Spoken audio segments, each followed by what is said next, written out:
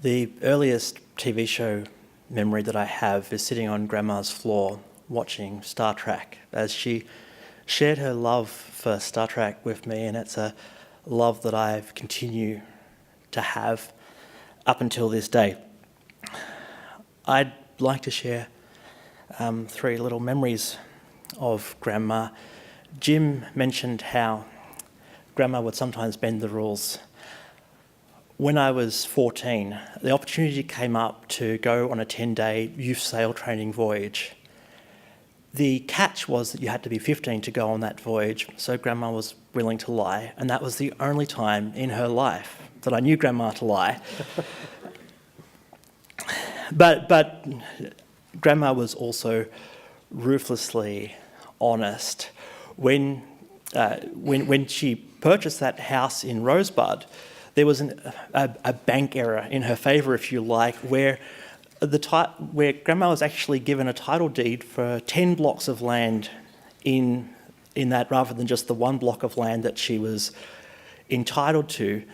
And legally, the developers had nothing to stand on, but Grandma's just like, no, that's the right thing to do, you just have them back. And they even tried to give Grandma money, but Grandma refused their money because it was the right thing to do, and she really believed in doing the right thing to do.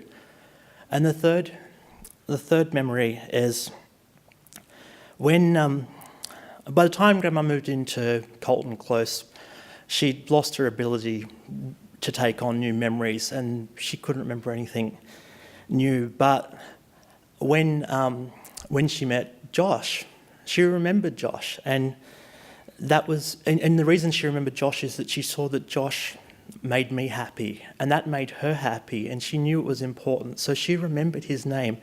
And the last time that I was able to visit, when Grandma was lucid, she still asked about Josh.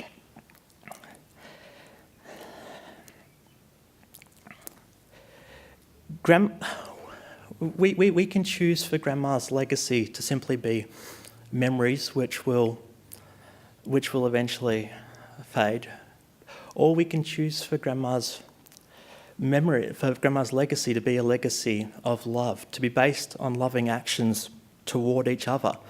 From Grandma's point of view, in her eyes, all about us was good, and all that was good was possible. I started by mentioning Star Trek, so I'd like to close with a quote from Star Trek, and it's not "Live long and prosper," although Grandma certainly did do that. But the quote comes from the end of Star Trek II, The Wrath of Khan, and Kirk says this of Spock: "Of all the souls I've encountered in my travels, hers was the most human."